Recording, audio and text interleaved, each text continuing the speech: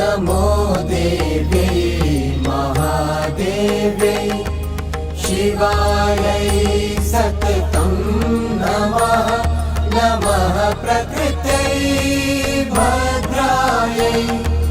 नियताः प्रणताः स्मृताः रौद्रायै नमो नित्यायै